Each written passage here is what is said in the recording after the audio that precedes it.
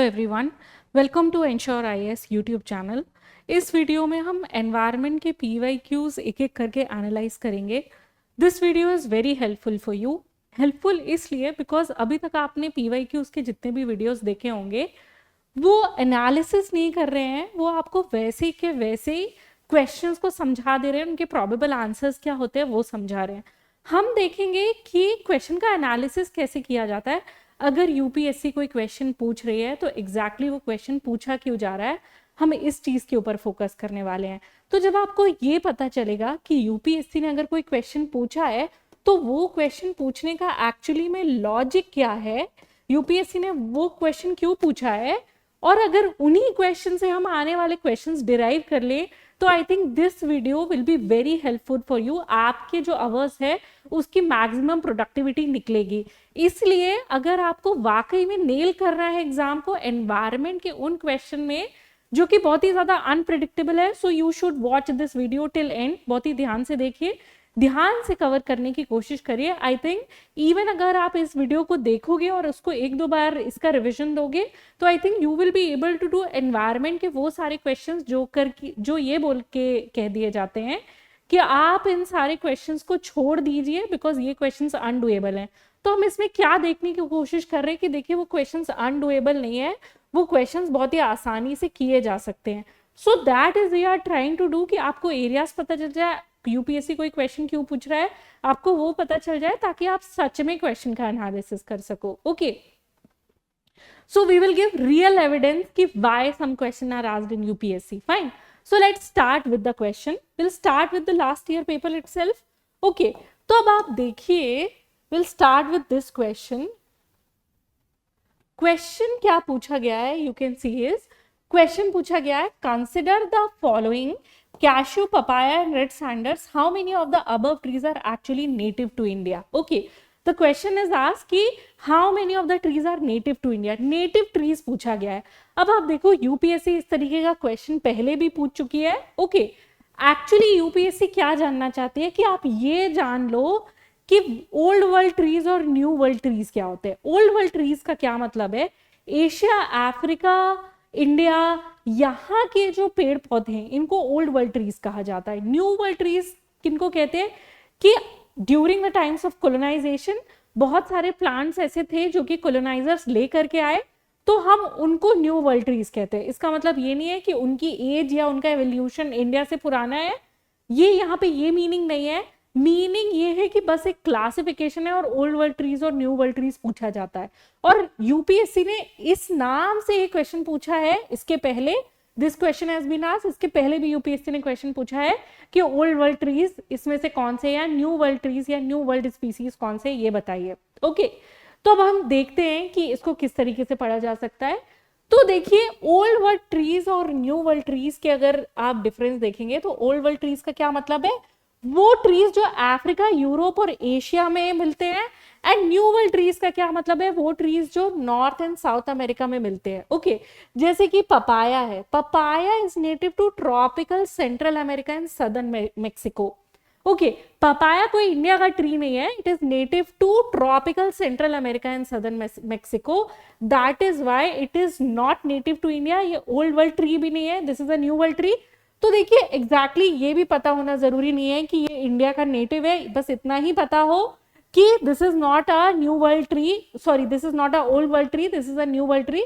So you can definitely do this question. तो papaya तो obviously नहीं है। देन यू सी कैश्यू, तो cashew is native to Brazil, north eastern Brazil में cashew का first origin है। So cashew is native to Brazil. Okay, and अगर आप देखेंगे कैश्यू जो है that was spread by Portuguese to Africa. That is why you know कि गोवा में you find cashew, why? Because Portuguese brought it to India. Okay, इसीलिए हमें गोवा में मिलता है। अब देखिए ऐसा है कि गोवा में कंडीशंस भी हैं for cashew, but because Goa जो पोर्चुगीज का मेन सेंटर था in India and for a long time, इसलिए you will find cashew in India as well. Okay, so Portuguese brought it to Africa and India in the 16th century, and now the major producers are India, Vietnam and Nigeria. तो tree native है कहाँ का? Brazil का, लेकिन major producers कौन है? India, Vietnam and Nigeria. Now you see one thing, okay, आपको यहाँ पे और भी नॉलेज पता चले. They might ask who is the largest producer of cashew. They have asked already कि लार्जेस्ट प्रोड्यूसर राइस का कौन है. ठीक है, तो इस तरीके की चीजें इंपॉर्टेंट हो जाती हैं जब हम एनालिसिस करते हैं. Okay, then you see red sanders. Red sanders तो नेटिव है इंडिया का ही. ओके, यू सी आप पुष्पा मूवी देख रहे हैं, दो मूवीज बनी हुई है सिर्फ एक ही उसके ऊपर, एक ही ट्री के ऊपर, कि रेड सैंडर्स की स्मगलिंग हो रही है. Red sanders is a species that is native to India. Okay, so now you obviously know कि कैश्यू भी नहीं है इंडिया का नेटिव, पपाया भी नहीं है इंडिया का native, red sanders is India's native, so only one is the correct answer. तो अब आपको पता चलेगा कि किस तरीके से एनालाइज करना चाहिए. रेड सैंडर्स के बारे में पढ़े तो it is an old world tree, it is native to India.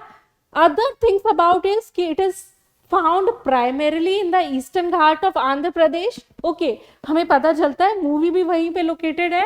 And ये ट्री एंडेंजर्ड है. ओके, ये ट्री एंडेंजर्ड है. एंडेंजर्ड का मतलब क्या है कि there are threats to its survival, okay, due to illegal logging and high demand especially in international markets like China and Japan. Okay, so इसीलिए आपने देखा होगा if you have seen the Pushpa movie part 2, Japan में उसकी smuggling होती है. Fine, so this is how you can do this kind of the question. अब आप देखिए, आपको लॉजिक समझ में आया होगा कि ये क्वेश्चन पूछा गया है तो क्यों पूछा गया है. इसके पहले भी यूपीएससी ने पूछा था कि इनमें से कौन से न्यू वर्ल्ड ट्रीज हैं या ओल्ड वर्ल्ड ट्रीज हैं, तो वो क्वेश्चन आप देख लीजिए 2019 में आया था. Will look at again that question. But आप देखो यहाँ पे क्या बोला गया है, वी शुड सी. बट आप देखो यहाँ पे what we are trying to do is कि हम थोड़ा और नॉलेज ले लेते हैं कि कौन से और ट्रीज हैं या कौन से और वेजिटेबल्स हैं जो इंडिया के नेटिव हैं या नहीं है. ओके, तो अगर आप देखोगे, if you think potato is native to India, it is not, it is native to South America. ये भी पोर्चुगीज लाए थे. ठीक है, पोर्चुगीज इंट्रोड्यूस कर रहे थे इसको, पॉपुलराइज इसको ब्रिटिश ने किया. Tomato is also native to South America only. Okay, chilies are native to Americas and chilies are not native to India. Maize is native to America. Pineapple is native to Brazil. Guava is also native to tropical America only. And papaya, we already know, Mexico and Central America का native है. Okay, तो major जो हमारे fruits और vegetables हैं जो हम staple के जैसे कंज्यूम करते हैं, उनमें से कुछ भी इंडिया के नेटिव नहीं है. Okay, so now you have this information कि ये सारी चीजें क्यों पूछी जा रही हैं. फाइन, अब आप देखिए क्वेश्चन क्या पूछा गया है. According to Environment Protection Agency, which one of the following is the largest source of sulfur dioxide emissions? Okay, अब आप देखो there are some gases. ठीक है ना, ज्यादातर क्वेश्चंस उसी के बारे में पूछे गए हैं. अगर आप यहाँ पे मुझसे ले लो कि अगर आप particulate matter 2.5, particulate matter 10, ozone, SO2, NOx, CO, CO2, CH4, इनका आप अच्छे से एनालिसिस कर लो. ओके, तो there are so many questions which you can easily do. आपको उसके अलावा और कुछ नहीं करना पड़ेगा. एनालिसिस करने का क्या मतलब है? एनालिसिस करने का क्या मतलब है? First of all, first thing is कि कोई भी इंटरनेशनल अग्रीमेंट है इनसे रिलेटेड, इंटरनेशनल गाइडलाइंस है इनसे रिलेटेड, वो पढ़ लिया जाए. ओके, इनका स्पेशल इफेक्ट क्या है ये पढ़ लिया जाए, कि इनका इम्पैक्ट क्या है, स्पेशल इम्पैक्ट क्या है वो पढ़ लिया जाए. स्पेशल इम्पैक्ट मतलब एनवायरमेंटल इम्पैक्ट क्या है वो पढ़ लिया जाए. ये जो रिलीज कर रहे हैं तो कोई ना कोई इंडस्ट्रियल यूज हो रहा होगा, कहीं ना कहीं ये इंडस्ट्रियली एमिट हो रहे होंगे, तभी ये सारी चीजें न्यूज में रहती हैं. तो अगर आप इसका इंडस्ट्रियल एमिशन देख लो, ओके, और उनके लार्जेस्ट सोर्स देख लो, ओके, तो यहां से क्वेश्चन बन सकते हैं. सोर्स के अलावा आप लार्जेस्ट कंट्री देख लो जो उसके एमिटर है. ओके, यहां से क्वेश्चन बन सकते हैं. इनकी प्रॉपर्टीज देख लो, है ना, इनकी क्या प्रोबेबल प्रॉपर्टीज हो सकती है, यहां से क्वेश्चन बन सकते हैं. नाउ आप मेरे साथ इस वीडियो में रहोगे आगे तक तो आपको पता चलेगा मोस्ट ऑफ द टाइम हम इन्हीं के एनालिसिस कर रहे हैं. Okay, so this is very important, you have to understand this. Now according to Environment Protection Agency, which one of the following is the largest source of sulfur dioxide emission? ठीक है, sulphur dioxide के largest source of emission actually है क्या? Fossil fuel by power plants and various industrial entities. ठीक है ना, कि जब फॉसिल फ्यूल यूज किया जा रहा है पावर प्लांट में या इंडस्ट्रियल एंटिटीज में फॉसिल फ्यूल यूज किया जा रहा है, वहां से हमें सबसे ज्यादा SO2 का एमिशन मिल रहा है. So this is obviously true. Okay, now see important चीज क्या है कि अगर आप कंट्री वाइज देखोगे ना तो India is the largest contributor to global sulphur dioxide emission. तो ये फैक्ट इसलिए इंपॉर्टेंट है. यूपीएससी ने पूछा क्या कि इतने सारे इंडस्ट्रियल एमिटेंट्स हैं. Okay, there are so many gases which are emitted by industries. अब आप देखो, आपको पता है कि जो ग्रीन हाउस गैस के एमिशन है वो इंडिया के लार्जेस्ट नहीं है, चाइना के हैं, यूएसए के हैं. इंडिया 3rd नंबर पे आता है. But there are some gases जिनको रिलीज करने पे इंडिया 1st नंबर पे आता है. SO2 is one of the gas. That is why UPSC asks कि whether you know कि अगर हम इंडस्ट्रियल एमिशन कर रहे हैं तो हम किस तरीके के इंडस्ट्रियल एमिशन कर रहे हैं. Fine. So India is the largest contributor to global sulphur dioxide emission, accounting for over 15% of the world total. अगर यूपीएससी चाहे तो इसी को 3 स्टेटमेंट में भी दे सकता था कि weather India is the largest emitter, और अगर वो एमिट करता है तो फिर 15% है, 25% है, 30% है. UPSC has the habit of asking this type of questions. Okay, so primarily क्योंकि हम कोल बेस्ड इलेक्ट्रिसिटी पे रिलाई करते हैं, इसलिए इंडिया सबसे ज्यादा सल्फर डाइऑक्साइड एमिट करता है.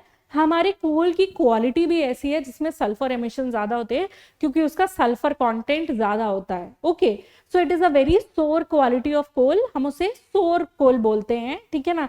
It is not sweet coal. Okay, so this is the thing. Then it is followed by China as it is the second largest emitter.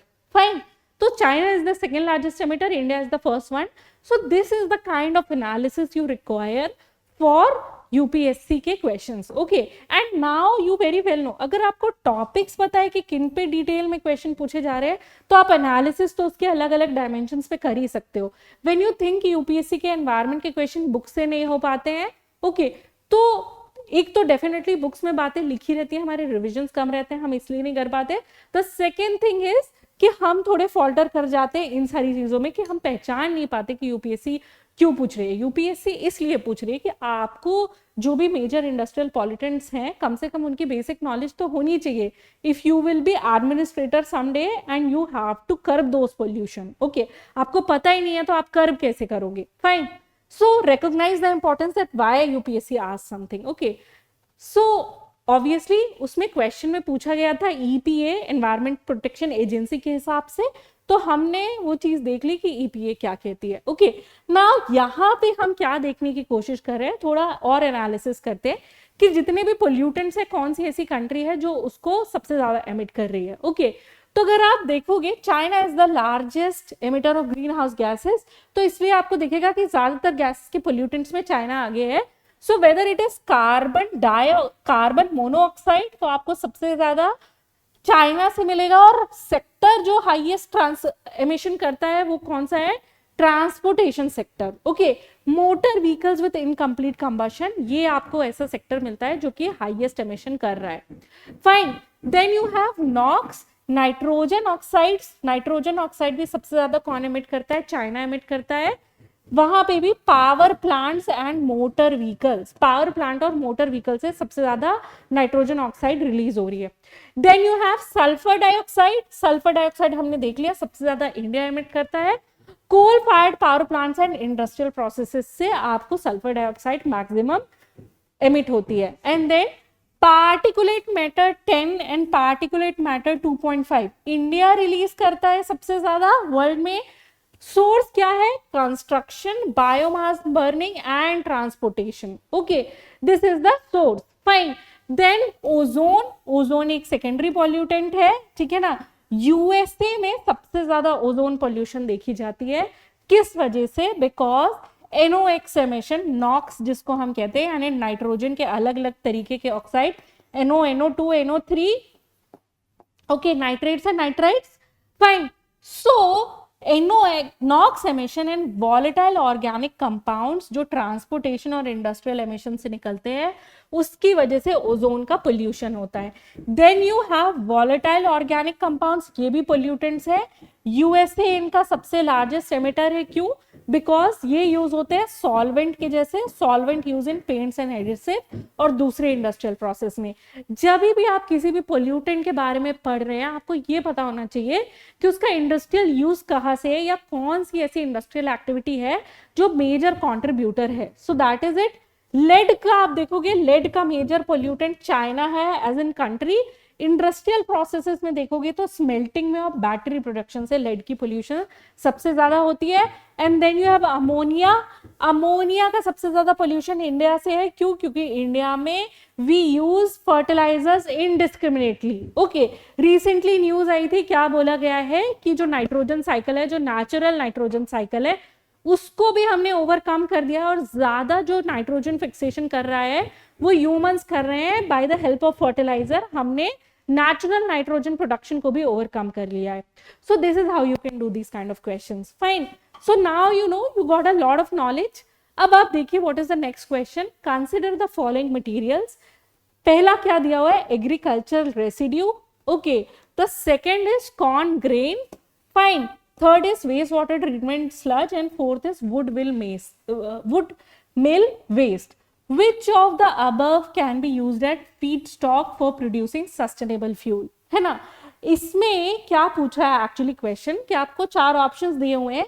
Sustainable aviation fuel में feedstock के जैसे किसको use किया जा सकता है? फाइन, आप इसको देखो। अगर इस क्वेश्चन में हम ट्रिक लगाना चाहें, ओके, अगर आपको जरा भी सस्टेनेबल फ्यूल्स की नॉलेज है, ओके, तो सस्टेनेबल फ्यूल मतलब क्या कि हम रिन्यूएबल प्रोड्यूस करें।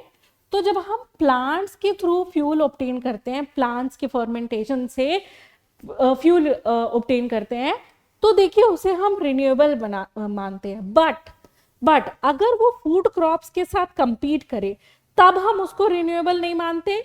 तो अब आप देखो, कॉर्न ग्रेन है, ठीक है, अगर कॉर्न ग्रेन है तो ये सस्टेनेबल नहीं हो सकता, ठीक है ना। कॉर्न ग्रेन है तो ये सस्टेनेबल नहीं हो सकता। तो यू नो 1 and 2, 1, 2, 3 and 4 ये हम एलिमिनेट कर सकते हैं। बचा क्या आपका? Agriculture residue, waste water treatment sludge and wood mill waste. Okay, अब आपका 1, 3 and 4 बचा। Do you have 1, 3 and 4 option में? Do you definitely have 1, 3 and 4 option में। तो देखिए ये थोड़ा सोच के भी एलिमिनेट किया जा सकता है, ट्रिक से भी। लेकिन ये ट्रिक भी क्या है? This is a knowledge. Okay, अगर आपको पता हो कि जो बायोफ्यूल्स होते हैं उनके जनरेशंस होते हैं, तो जनरेशंस में क्या होता है? जनरेशन 1 इज कि आप जितना भी एग्रीकल्चर क्रॉप्स है उससे बायोफ्यूल बनाओ। देन सेकेंड जनरेशन में क्या होता है कि जो भी ऐसे क्रॉप्स हैं जो कि फूड क्रॉप्स हैं उनसे नहीं बनाना है, ठीक है। And then you have subsequent generation. तो अगर हम इतना भी लगा लेते, क्योंकि सस्टेनेबिलिटी तभी है जब हम फूड क्रॉप्स वाले क्रॉप्स यूज ना करें बायोफ्यूल्स में। सो सस्टेनेबल बायोफ्यूल के लिए आप क्या यूज करोगे? Basically residues.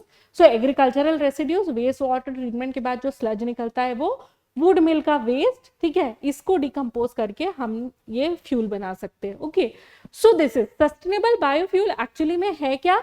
सस्टेनेबल बायोफ्यूल जो है वो एयरक्राफ्ट्स को पावर करने के लिए यूज किया जाता है, ठीक है। इसकी प्रॉपर्टीज कैसी है? कन्वेंशनल जेट फ्यूल के जैसे ही है। बट आप देखो सस्टेनेबल बायोफ्यूल में सिर्फ सस्टेनेबिलिटी यहाँ पे नहीं है कि वो रिन्यूएबल सोर्सेज से ऑब्टेन किया गया है, प्लांट से ऑब्टेन किया गया है, यहाँ पे भी है कि there is a smaller carbon footprint, ठीक है, कि जब आप उसको बर्न भी करोगे तो भी उसका जो फुटप्रिंट है, कार्बन एमिशन है, वो कम है, depending on the feedstocks and technology used to produce it. SAF can reduce life cycle of GHG emission, ठीक है। तो अब आप देखिए SAF फ्यूल के काफी सारे एडवांटेज हैं। कार्बन इंटेंसिटी कम कर रहे हैं ये, एविएशन से जो ग्रीन हाउस गैस एमिट हो रहा है, एंड जो आपकी कार्बन इंटेंसिटी है या जो आपके ग्रीन हाउस गैस एमिशन है, okay, from the aviation sector, वो कितने हैं? They are 9 to 12% of US transportation GHG emission, यानी ट्रांसपोर्ट से जो ग्रीन हाउस गैस का एमिशन हो रहा है उसके 9 to 12% है। Fine, so this is how you analyse these kind of questions. Let's move on. Okay, so थोड़ा सा हम ऑप्शंस को भी एनालाइज कर लेते हैं। व्हेन वी एनालाइज ऑप्शंस, तो आप देखिए सस्टेनेबल जो एविएशन फ्यूल होता है वो कैसे डिराइव होता है? वो डिराइव होता है renewable and waste based feedstock से, ठीक है। तो उसमें क्या है, आपके बायोमास बेस्ड सोर्सेज आते हैं, ठीक है ना, देन आपके वेस्ट बेस्ड सोर्सेज आते हैं। बायोमास बेस्ड सोर्सेज में आप कुकिंग ऑयल भी यूज कर सकते हो, रीयूज्ड कुकिंग ऑयल जिसको हम रूको कहते हैं, बिकॉज रीयूज कुकिंग ऑयल जो है it is very harmful for consumption. तो काफी सारी गवर्नमेंट रूल्स बनाती हैं कि ये जो कुकिंग ऑयल है इसको हम डिकम्पोज करके सस्टेनेबल फ्यूल बना दे। Okay, so that is the thing. Then animal fats, then agricultural residues and forestry का वेस्ट, ये यूज किया जा सकता है, ये बायोमास बेस्ड रिसोर्सेज में आता है। Then you have waste based resources जिसमें कि municipal solid waste and industrial waste gases, ये भी फीड स्टॉक के जैसे सर्व कर सकता है। कॉर्न ग्रेन जो है वो इथेनॉल प्रोडक्शन के लिए यूज होता है यूएस में बहुत ज्यादा, बट जो कॉर्न ग्रेन है वो जो है वो सस्टेनेबल फीड स्टॉक में नहीं आता। Fine, and then you have wood mill, ये क्या है, लिग्नो सेलुलोसिक फीड स्टॉक, ठीक है ना। वुड मिल जो है यू नो कि जो आपके प्लांट्स होते हैं उसमें सेल्यूलोज होता है, तो इसलिए हम उसे लिग्नोसेल्यूलोसिक फीड स्टॉक कह रहे हैं, and that also contributes to sustainable aviation fuel. Okay, now let's see the next question. What is the next question? Consider the following butterflies, fish and frogs, how many of the above have poisonous species among them? Okay, so this question can be answered easily. इसमें तो guess work भी किया जा सकता है, क्या कि देखिए इतनी सारी स्पीसीज है बटरफ्लाइज की, बटरफ्लाइज और ऑल्सो इंसेक्ट्स, ठीक है, फिश हैं, फ्रॉग्स हैं, तो देखिए इनमें पॉइजनस स्पीसीज तो सबकी होती ही होंगी। अगर आप जरा भी करंट अफेयर्स रेगुलर बेसिस पे फॉलो कर रहे हैं तो इस तरीके की कई स्पीसीज कई बार न्यूज में होती हैं, and then you can definitely see कि वहां पे बताया जाता है कि पॉइजनस है या नॉन पॉइजनस है। ओके, तो देखिए अगर इसका नॉलेज गेन करने की कोशिश करें तो क्या किया जा सकता है? तो अगर इसका नॉलेज गेन करने की कोशिश करें तो बटरफ्लाइज में अगर आप देखिए तो मोनार्क बटरफ्लाइज जो है काफी ज्यादा पॉइजनस बटरफ्लाइज होती है। ओके, अब आप देखिए ये मोनार्क बटरफ्लाई न्यूज में है क्योंकि यूएस में बटरफ्लाई की पॉपुलेशन डिक्रीज हो रही है। मोनार्क बटरफ्लाई खास करके यूएस की बटरफ्लाई है। ओके, ये कई बार आपको पेपर्स में दिखेगी, कई बार न्यूज़पेपर्स में दिखेगी, that is why this question. तो यूपीएससी डायरेक्ट तो क्वेश्चन पूछेगा नहीं करंट अफेयर से, आपको पता है monarch butterfly is a poisonous butterfly, you can do the question. Okay, then you have common tiger butterfly, वो भी होती है toxic to birds. Then you have fish, puffer fish, आपने कई बार देखा होगा if you are in the habit of seeing aquatic animals in the YouTube, काफी famous है एक्चुअली पफर फिश, क्योंकि उसको जैसे ही छूते हैं तो वो क्या हो जाती है, स्वेल हो जाती है, पफ हो जाती है, तो that is puffer fish and it is poisonous as well. Okay, then you have stone fish, that is poisonous. Okay, इनमें न्यूरोटॉक्सिन्स भी होते हैं, एक्सट्रीम पेन होता है, पैरालिसिस कॉज करती है, they are extremely fatal as well. And then frogs अगर आप देखोगे ना, there are so many movies जिनमें ये दिखाया जाता है कि tribals will dip their arrows inside a frog, क्योंकि वो फ्रॉग जो होता है वो बहुत ही ज्यादा पॉइजनस होता है, इसलिए उसको बोलते ही है golden poison dart frog, blue poison dart frog. ठीक है, तो इसमें क्या होता है, एल्कलाइड टॉक्सिन्स होते हैं, न्यूरोटॉक्सिक होते हैं, वो भी कन्वल्शन और पैरालिसिस कॉज करते हैं, हाईली लीथल होते हैं, बहुत ही ज्यादा उनका पैरालिटिक इफेक्ट होता है। ओके, इवन ये आपसे पूछ लें तो you can do it, fine. So this is how you can analyse the question. Then look at this. Okay, which one of the following shows a unique relationship with an insect that has co-evolved with it and that is the only insect that can pollinate this tree? अगर आप देखोगे ये वाला जो question है, okay, वैसे तो news में फिक्स के बारे में था न्यूज़पेपर में, fine, but this is a very common Indian culture में, ये पता है हमें कि पिग्स जो है उसको पॉलिनेट करने के लिए उसके अंदर एक इंसेक्ट जाता है, ठीक है, it probably lays its eggs there, okay, and then it probably dies inside that fig only. Okay, so this is like कि ये काफी कॉमन नॉलेज है, कल्चरल नॉलेज है, so Indian communities like Jains will not eat figs, they will completely avoid this figs, because वो ऐसी कोई भी चीज नहीं खाते जिसमें इंसेक्ट्स वगैरह इन्वॉल्व हो, they try to avoid it as maximum as possible. ठीक है, तो यहाँ पे इसका आंसर फिग हो जाता है, फाइन, लेकिन these kind of things are there in news nowadays. Okay, so you can like study from there as well. अब देखिए फिग में जो पॉलिनेशन होता है उसको हम क्या बोलते हैं, म्यूचुअलिज्म कहते हैं। क्यों? Figs have a specialised pollination system. उसमें क्या होता है कि फिग वास्प भी अलग होता है, वो स्पीसीज ही अलग है फिग वास्प की, ठीक है, and each species of a fig tree has a specific wasp species that pollinates it. ठीक है ना, तो अलग अलग स्पीसीज जो है जो फिग ट्रीज की होती है उससे रिलेटेड अलग अलग वास्प है. फाइन, ओके, तो ये भी एक इंपॉर्टेंट फैक्ट है, कोई एक वास्प स्पीसी नहीं है जो सारे फिग ट्रीज में पॉलिनेट करने के लिए जाती है. Wasp enter the fig through tiny opening, है ना, and in the process pollinate the flowers enclose within the fig. Keystone species है fig tree in many forest, मतलब कि they support a vast number of animal. क्यों? क्योंकि birds, bats, monkeys, insect सभी इस tree पे feed करते हैं. तो ऐसे फिग्स को हम क्या कहते हैं? कीस्टोन स्पीसीज कहते हैं. Okay, then there is a special kind of fig. कौन सा फिग है ये? There are some fig species like strangler fig जो कि चालू होते हैं एपीफाइट्स जैसे. एपीफाइट्स बेसिकली कि उनके ब्रांचेस होंगे वो क्लाइंब करेंगे दूसरे के सपोर्ट पे, that are growing on other trees. Over time वो बाद में अपने पहले एरियल रूट्स डेवलप करते हैं and then engulf the host tree. वो होस्ट ट्री जो है वो उसको किल कर देते हैं and they will stand as an independent tree. तो आपने देखा स्ट्रैंगुलर फिग बेसिकली क्या है कि लाइफ साइकिल चालू होगी एपीफाइट के जैसे, उसके बाद एरियल रूट्स डेवलप करेंगे, उसके बाद जिस ट्री के सपोर्ट ले करके एपीफाइट बने थे उस ट्री को पूरी तरीके से किल कर देंगे and then they will stand as an independent tree.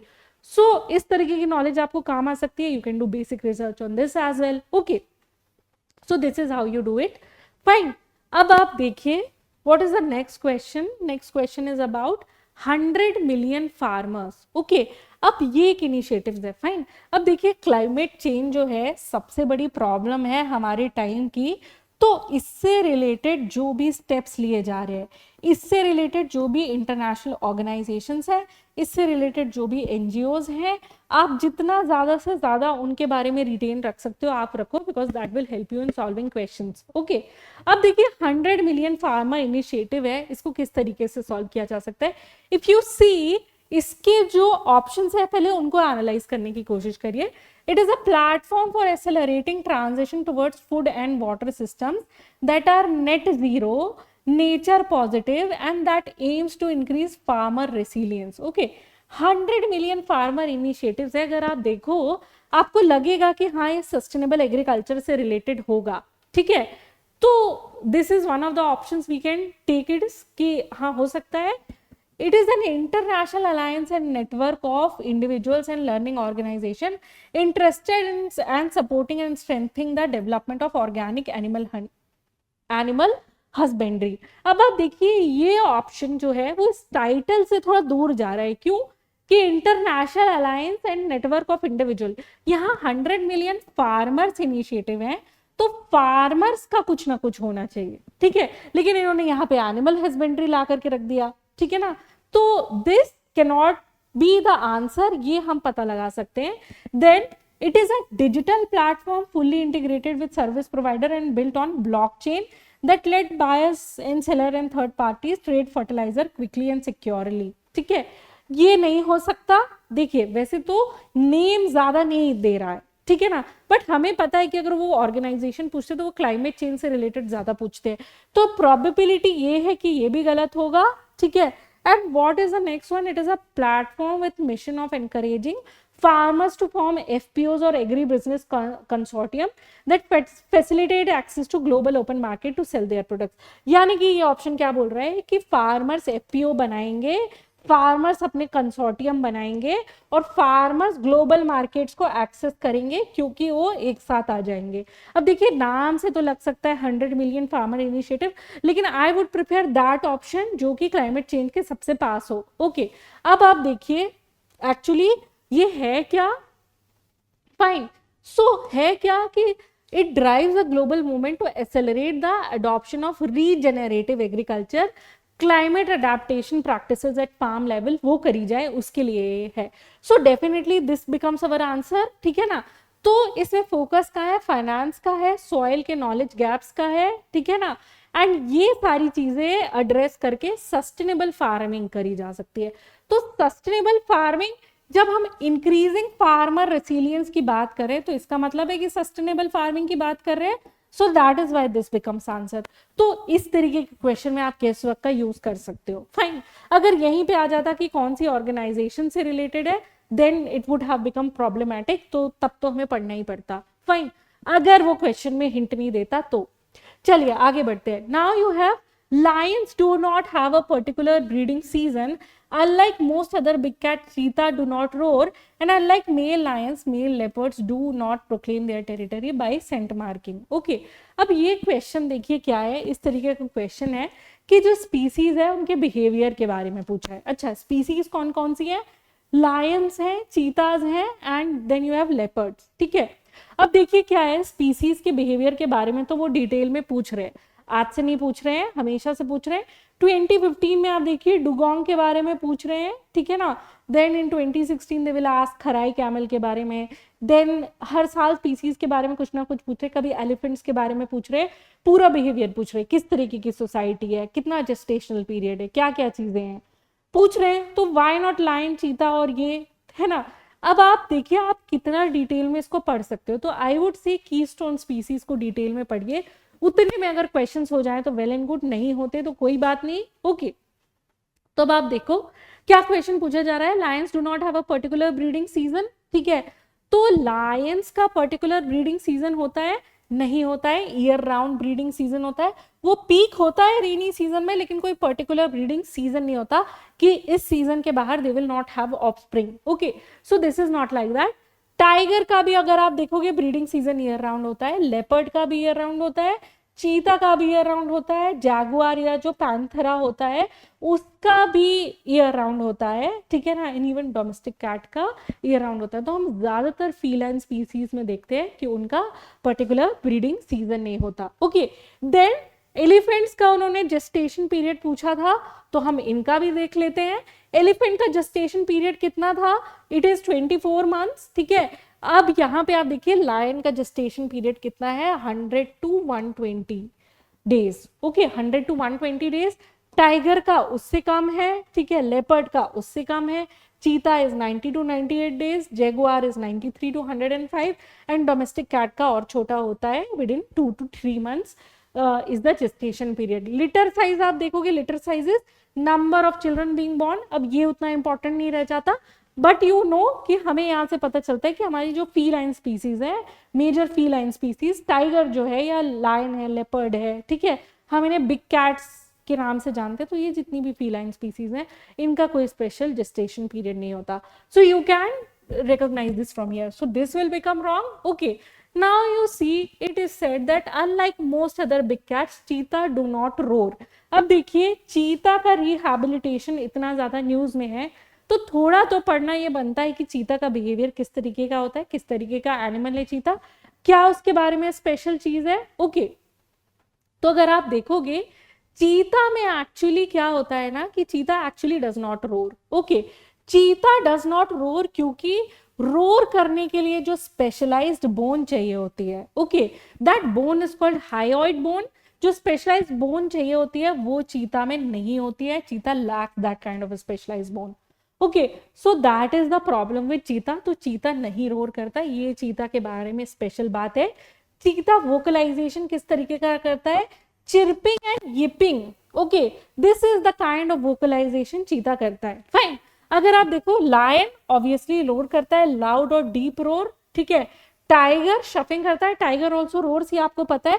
अगर आपको वॉल्ट डिज्नी का लोगो याद हो तो उसमें तो लायन रोर करता हुआ ही दिखता है। देन लेपर्ड, लेपर्ड जो स्पेशल साउंड निकालता है वो सॉइंग साउंड है। So I have just put unique vocalisation here, कि अगर किसी का यूनिक वोकलाइजेशन हो वो यहाँ पे है, तो लायन लाउड और डीप रोर उसका यूनिक वोकलाइजेशन है। टाइगर का शफिंग है, चीता का चिरपिंग और यिपिंग है, लेपर्ड का सॉइंग है, और प्यूमा का हाई पिच स्क्रीम है ना। बहुत ही हाई पिच की, हाई फ्रीक्वेंसी की जो वॉल्यूम होती है उसका स्क्रीम जो प्यूमा है वो उसका यूनिक वोकलाइजेशन है। डोमेस्टिक कैट्स का आपको पता है meowing and purring is the kind of unique vocalisation that they do. Okay, so this is the thing. अब आप देखिए कि उनके जो यूनिक वोकलाइजेशन है उसका मतलब अलग अलग होता है, ठीक है। जैसे जब भी लायन रोर करता है तो बेसिकली वो अपने आप को टेरिटोरियली असर्ट कर रहा है ना, या अपने प्राइड से कम्युनिकेशन करना चाह रहा है। What is pride? लायन जिस ग्रुप में रहते हैं that is called pride. Okay, tiger जब शफिंग कर रहा है तो इसका मतलब है वो फ्रेंडली इंटरेक्शन चाहता है. Yes, tiger can also interact in a friendly manner. चीता अगर आप देखिए, चीता they do not roar. Okay, unlike big cats from genus Panthera. Okay, big cats का जीनस पैंथेरा है, उसमें आते कौन कौन है? Lions, tiger, leopards and Jaguar. तो ये बहुत ही स्पेशल चीज थी चीता के बारे में. सो चीता डोंट रोर. ओके, चलिए आगे बढ़ते हैं. फाइन. अब बात आई सेंट मार्किंग की. तो सेंट मार्किंग जो है यूनिवर्सल बिहेवियर है फीलाइन स्पीसीज का. Okay, scent marking is universal behaviour among feline species to establish and maintain territories. It involves urine spraying, gland secretion, feces and scratching. ठीक है, तो territory mark करने के लिए सारे ही फीलाइन स्पीसीज जो हैं वो सेंट मार्किंग करते हैं. ठीक है ना. और किस तरीके से करते हैं? तो lion will spray its urine on bushes and trees, scent rub करेगा ऑन डिफरेंट ऑब्जेक्ट्स. ठीक है, and similar kind of behavior is observed in all the species. You will see lion climbing on the root and like जो tree की bark होती है उसको वो scratch करने की कोशिश करते हैं. That is one of the peculiar behaviour. Tigers भी ये करने की कोशिश करते हैं. Leopards will do the same. Jaguars will do the same, and snow leopards, they will spray urine on cliffs and rocks. Snow leopard is a very rare animal. Okay, तो वहां पे तो ट्रीज होते नहीं है, तो they will spray their urine on cliff and clocks. So ये आप रखिएगा कि ये यूनिवर्सल बिहेवियर है. तो हमें थोड़ा स्पीसीज का बिहेवियर पढ़ना चाहिए, मेजर स्पीसीज का बिहेवियर पढ़ना चाहिए. सारे स्पीसीज का बिहेवियर पढ़ने की जरूरत नहीं है, सारे स्पीस पढ़ने की भी जरूरत नहीं है. Okay, now you see this question has been asked. ये क्वेश्चन क्या क्वेश्चन पूछा गया है? सो अब आप देखिए, अभी तक हम 2024 के ही क्वेश्चन कर रहे हैं. ओके, ईयर 2024 के ही क्वेश्चन है सारे. ठीक है ना. अब आप देखिए, इसमें भी आप देखो कितनी सारी स्पीसीज का नाम है. अब देखिए, वो स्पीसीज फीलाइन स्पीसीज में तो ज्यादातर स्पीसीज जो है वो इंडिया में थी, एग्जिस्ट करती थी, तो इंडिया की स्पीसीज पढ़ ले तो भी काम बन जा रहा है. But there are certain species, certain animals के बारे में हमें पता होना चाहिए. Okay, so this is the question from those. Okay, so this is the question from those species. Primates की स्पीसीज कैसी हैं ये मैंने ऑलरेडी समझा करके रखा हुआ है अपने पुराने वाले वीडियो में, तो आप वहां से भी देख सकते हैं. यहाँ पे हम इसको शॉर्ट में कवर करने की कोशिश करते हैं. क्या पूछा है? Consider the following pairs. Brazil में you will find indri, Indonesia में you will find elk and Madagascar में you will find bonobo. Okay, तो अब आप देखिए, जब हम प्राइमेट्स के बारे में पढ़ते हैं, ओके, तो there are so many primates, है ना. उनके लोकेशंस कहाँ कहाँ पे हैं हमें पता होना चाहिए. सो चिंपैंजी देखिए, चिंपैंजी आपको सेंट्रल और वेस्ट अफ्रीका में ही मिलेगा. ये चीज याद रखिएगा, you will find chimpanzee in central and west Africa. ये जितने भी प्राइमेट्स हैं, जैसे ओरांगोटैन पे क्वेश्चन लास्ट ईयर भी पूछा गया था, पहले भी पूछा गया है. ओके, सो यूपीएससी का ये एरिया है, यूपीएससी यहाँ से क्वेश्चन पूछ रही है. तो चिंपैंजी आपको कहाँ मिलेगा? सेंट्रल और वेस्ट अफ्रीका में. बोनोबो आपको मिलेगा कॉन्गो में. ओके, यहाँ पे बोनोबो आपको मेडागास्कर दिया हुआ है, which is wrong obviously. Western gorilla, gorilla की दो स्पीसीज है, वेस्टर्न गोरिल्ला और ईस्टर्न गोरिल्ला, मिलेगा अफ्रीका में ही. वेस्टर्न गोरिल्ला आपको कहाँ मिलेगा? वेस्टर्न गोरिल्ला आपको मिलेगा west and central Africa. Eastern gorilla आपको मिलेगा ईस्टर्न अफ्रीका. ईस्टर्न अफ्रीका से मीनिंग क्या है? Rwanda, Uganda and DRC, Democratic Republic of Congo. Congo भी देखिए अभी न्यूज में है, Rwanda and Congo are in news, क्योंकि वहां पे M23 रिबेल्स हैं. ठीक है, तो कॉन्गो को डिटेल में पढ़िए. फाइन, कोल्टान माइनिंग की वजह से भी वो न्यूज में रहते हैं. इंद्री आप देखिए, इंद्री आपको मेडागास्कर में मिलेगा. फाइन, ये जो स्पीसीज है इंद्री की आपको सिर्फ मेडागास्कर में ही मिलेगी, क्योंकि वो वहीं पे एंडेमिक है, वहीं तक लिमिटेड है. ओके, देन ओरांगोटैन की 3 स्पीसीज होती हैं. ओरांगोटैन बोर्नियन, जो बोर्नियो आइलैंड पे रहता है, इंडोनेशिया और मलेशिया का है बोर्नियो आइलैंड. ओरांगोटैन सुमात्रा, जो इंडोनेशिया के सुमात्रा के आइलैंड पे मिलेगा. एंड देन देयर इज ओरांगोटैन तापानूली, तो वो आपको कहाँ मिलेगा? वो भी इंडोनेशिया के सुमात्रा के आइलैंड पे मिलेगा. Then there is gibbon. Okay, hoolock gibbon है, इंडिया में मिलता है, उसके ऊपर भी यूपीएससी ने क्वेश्चन पूछा हुआ है. वो कहाँ मिलता है आपको? साउथ ईस्ट एशिया में. देन देयर इज मकाऊ, तो वो आपको एशिया और नॉर्थ अफ्रीका में मिलेगा. बबून जो एक स्पीसीज है मंकी की, वो आपको अफ्रीका में मिलेगी, सवानाज और वुडलैंड्स में. अगर आप देखो सेंट्रल और वेस्ट अफ्रीका में एक अलग तरीके का मंकी है जिसे कोलोबस मंकी कहते हैं. कापुचिन मंकी आपको अमेरिकाज में मिलेगा, Amazon, Brazil and Colombia. Howler monkey आपको साउथ एंड सेंट्रल अफ्रीका में मिलेगा। Mandrill is a kind of monkey, वो आपको वेस्ट सेंट्रल अफ्रीका में मिलेगा। देर इज टार्जियर, वो आपको साउथ ईस्ट एशिया में मिलेगा। एंड देर आर लीमूर्स, वो आपको सिर्फ मेडागास्कर के में ही मिलेंगे। ये इंद्री जो है वो लीमूर की ही एक स्पीसीज है। ओके, तो अब आप देखो यहाँ पे अगर आप देखो कि कितना सारा आपका एनालिसिस हो गया है कि there are so many primate species and species of monkeys that you know कि अब वो किस जगह को बिलोंग करते हैं। Okay, so I think you should be able to remember this. Okay, now fine, चलिए आगे बढ़ते हैं। Now you see this question, what is the question is many chewing gums found in market are considered as a source of environmental pollution. Okay, many chewing gums contain plastic as gum base. Fine, this thing is given. Now chewing gum is a source of environmental pollution. UPSC has always been asking question from this area कि कौन सा ऐसा consumption हम कर रहे हैं, चाहे वो कॉस्मेटिक कंजम्पशन कर रहे हो या कोई रिक्रिएशनल कंजम्पशन कर रहे हैं जिसकी वजह से एनवायरमेंटल पोल्यूशन हो रहा है। ठीक है, तो अब आप देखो chewing gum is a source of environmental pollution. Chewing gum बनी ही प्लास्टिक की होती है, polyvinyl acetate and polyethylene. Polyethylene is what, polythene only. Okay, तो ये क्या है, ये इसका गम बेस बना होता है और ये जो प्लास्टिक्स है ये डिकम्पोज नहीं होती, ये माइक्रोप्लास्टिक पोल्यूशन है। आप देखो कि कभी भी बड़ी प्लास्टिक होती है तो उसको रिमूव कर पाना बहुत आसान होता है, बट च्यूइंग गम इसका जो इम्पैक्ट है ये आप काउंटर नहीं कर सकते because it is very difficult to collect this kind of plastic and then to dispose this kind of plastic.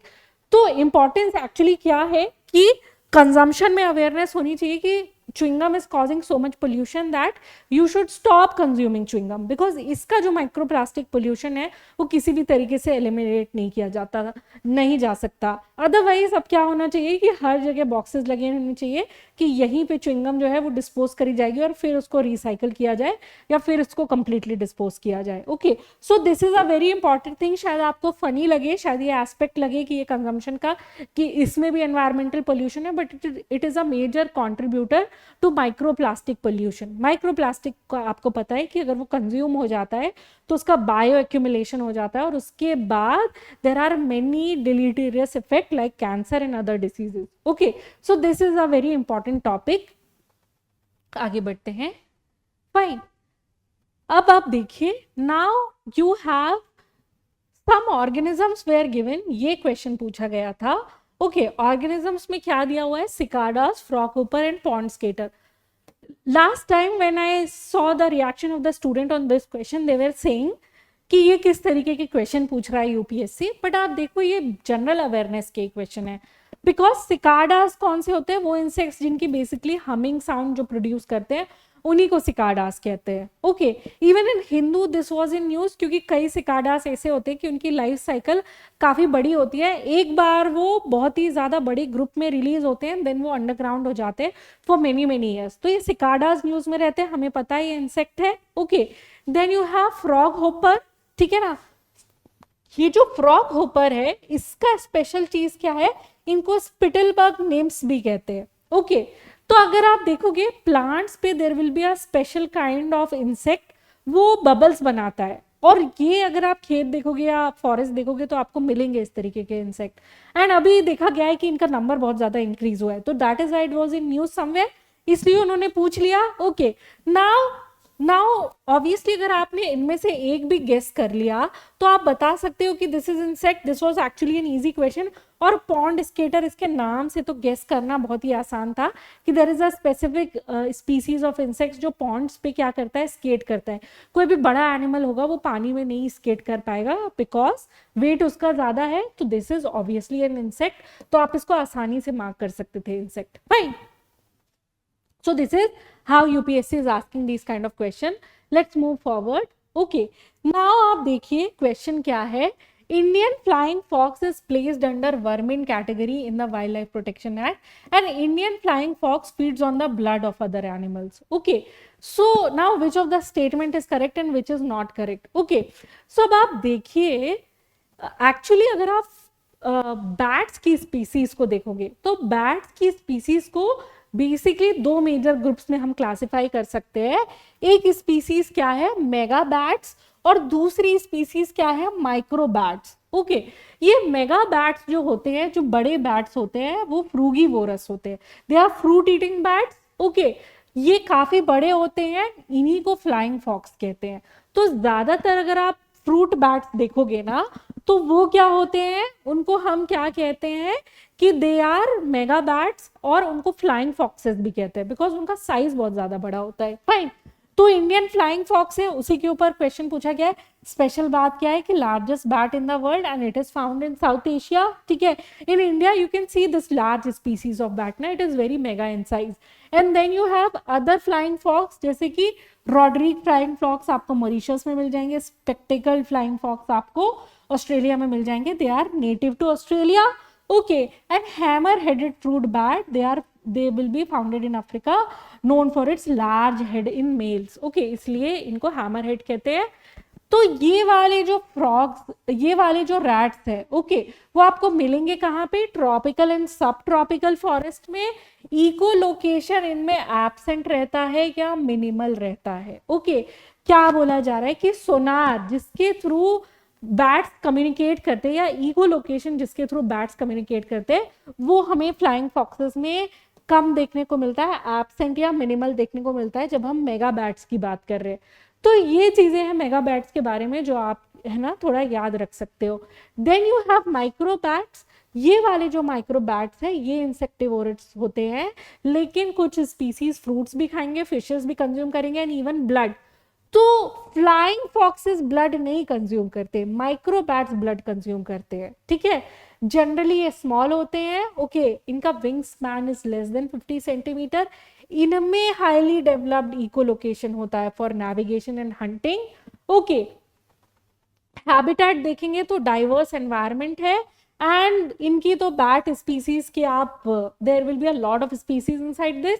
Little brown bat है, ठीक है, नॉर्थ अमेरिका का है। ग्रेटर हॉर्स शू बैट है, okay, Europe and Asia. Ghost bat है, that is native to Australia. Common vampire bat, so this is a bat in South America जो कि feed करता है ब्लड पे। Common vampire bat is a bat in South America which feeds on blood. Okay, and then you have fisherman bat which will feed on fish. So now you know a lot on bat, है ना, कि there will be mega bats जो कि fruit eating bat होते हैं। Okay, उनका size काफी बड़ा होता है, वो कम इको लोकेशन यूज करते हैं। जो सबसे लार्जेस्ट बैट है उसमें इंडियन फ्लाइंग फॉक्स जो होता है, that is native to South Asia, ठीक है। And then you have this spectacle flying fox which is native to Australia. Fine, and जो आपके माइक्रो बैट्स होते हैं उसके अंदर ब्लड ईटिंग बैट्स आते हैं। फाइन, तो अब आपको पता चल गया कि फ्लाइंग फॉक्स के बारे में क्या। चलिए, सो नाउ वी सी कि फ्रूगीवोरस बैट्स जो बेसिकली उनकी डाइट क्या है, fruits, nectar and pollen. Insectivorous, insects and small arthropods. Carnivorous तो स्मॉल वर्टिब्रेट्स जैसे कि ghost bat. Piscivorous, fish and aquatic life जिसमें फिशरमैन बैट। एंड हिमैटोफोगस, इनको ब्लड फीडिंग बैट्स कहते हैं, haematophagous, and that they will drink the blood of mammals and birds, and those are also known as common vampire bat. तो आपको पता है कि आपका स्टेटमेंट जो है सेकंड दैट इज इनकरेक्ट। ठीक है, अब आप देखिए, अगर ये वाला क्वेश्चन हम देखिए, Indian flying fox is placed under the vermin category in the wild life protection act, and दूसरा क्या है, Indian flying fox feed on the blood of other animal. Okay, so the statement 2 is incorrect. Okay, so you have कि statement 2 incorrect कहां पे आता है, in this both statement 1 and 2 are correct, in this both statement 1 and 2 are correct, but statement 2 does not explain statement 1. Statement 1 is correct, okay, but statement 2 is incorrect, so that is true कि statement 2 is incorrect. तो अगर आपको इनमें से एक भी पता हो तो आप आराम से इसको कर सकते हो। ओके, तो बैट्स के बारे में अगर थोड़ा सा एनालिसिस कर लिया तो we can easily do this kind of questions. Fine, अब आप देखिए, ये क्वेश्चन पूछा गया है, how many of the above belong to the P family? Okay, I have taught so many times ये P family के क्वेश्चन या लेग्यूम्स के क्वेश्चन आ रहे हैं, नाइट्रोजन फिक्सेशन से क्वेश्चन आ रहे हैं। ये क्वेश्चन क्यों आ रहे हैं, ये P family से रिलेटेड क्वेश्चन आ रहे हैं। ओके, अब आप देखिए how do we do this kind of question. तो P family में बेसिकली है क्या, ओके, आज ही अच्छे से पढ़ लीजिए, यहीं पे पढ़ लीजिए, खत्म कर लीजिए. Fine. So groundnut belongs to the pea family, horse gram belongs to the pea family, soybean belongs to the pea family, chickpea it also belongs to the pea family, pigeon pea belongs to the pea family, all the lentils belong, green pea, black gram, moong bean, alfalfa, clover, broad bean, lupin, winged bean and tepary bean, they all belong to the pea family. अगर आप देखो alfalfa और clover पे already UPSC ने question पूछे हुए हैं कि कौन से जो है इनमें से नाइट्रोजन फिक्सेशन कर सकते हैं. Most of the members of pea families are legumes as well and you can do these kind of questions. Fine. तो इसमें this chart will give you the location as well as the growing season. Okay, अब आप देखिए groundnut जो है which is a kharif crop and this information is also asked in UPSC many times. ठीक है. And location आप देखोगे India, USA, China में groundnut is grown. Horse gram it is a kharif crop and as well as rabi crop में भी इसकी sowing हो जाती है. अगर आप रीजन देखोगे तो इंडिया, श्रीलंका और साउथ एशिया है. सोयाबीन आप देखोगे it is a kharif crop. Chickpea आप देखोगे it is a rabi crop. Pigeon pea यानी अरहर और तूर दाल which we eat usually it is a kharif crop but post rainy rabi season में भी इसको यूज किया जाता है. लेंटिल आप देखोगे it is a rabi crop. Green pea आप देखोगे it is a winter and spring rabi crop. Urad dal is also a kharif crop. Mung bean is also a kharif crop. Okay. Alfalfa को year round you can plant it. Okay. Clover आप देखोगे spring और summer में इसको plant किया जा सकता है. Broad bean आप देखोगे this is a Mediterranean actually okay Mediterranean plant और इसको विंटर सीजन में ही प्लांट किया जा सकता है. क्योंकि ये मेडिटेरेनियन प्लांट है तो आप देखोगे विंटर सीजन में ही प्लांट किया जा सकता है. Lupin is also a member of pea family. इसको स्प्रिंग और समर में प्लांट किया जाता है. Then you have winged bean, so tropical. Winged bean is tropical, इसको ईयर राउंड प्लांट किया जा सकता है. And you have tepary bean, ये ड्रॉट सीजन क्रॉप है. मेक्सिको, साउथ वेस्ट यूएसए और साउथ अमेरिका में हमको मिलता है. Fine. So you can easily do these kind of question. UPSC has so many times asked this question. P family पढ़ लीजिए, every alternate year आपको एक question यहाँ से मिल जाएगा. Then you have कि parasitoid species are found in how many of the above kind. Okay. तो पहली बात तो what is parasitoidism? तो parasitoidism actually है क्या? It is also a kind of parasitism. But उसमें क्या है कि जो parasite होता है वो host को kill कर देता है. So that is being asked. अच्छा, इस तरीके का जो आपको बिहेवियर मिलता है यूजुअली आपको कहाँ देखने के लिए मिलेगा? आपको मिलेगा कि कुछ स्पीसीज होते हैं जो कि अपना लार्वा या एग ले करते हैं. वो एग ले कर देंगे दूसरे इंसेक्ट या किसी भी ऑर्गेनिज्म की बॉडी में. वो एग जो है वो डेवलप करेंगे, डेवलप करते करते होस्ट को पूरी तरीके से किल कर देंगे. वो पैरासिटोइज्म होता है. तो वो वास्ट स्पीसीज में सबसे ज्यादा देखा जाता है. ये न्यूज में भी था कि पैरासिटोइज्म वास्ट स्पीसीज में देखा जाता है. तो यू हैव कि वास्ट स्पीसीज में देखा जाता है, फ्लाइज में भी देखा जाता है. ओके.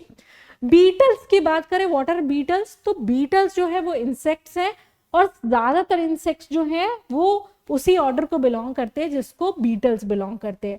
हर इकोसिस्टम्स में आपको बीटल्स मिल जाएंगे. रेन फॉरेस्ट टू डेजर्ट्स में आपको बीटल्स मिल जाएंगे. ओके. फिर आप देखिए बीटल की भी लाइफ स्टेज वही होती है कि वो एग स्टेज से लार्वा स्टेज में जाएगा, लार्वा स्टेज से प्यूपा स्टेज में जाएगा और प्यूपा स्टेज से बीटल स्टेज में जाएगा. फाइन.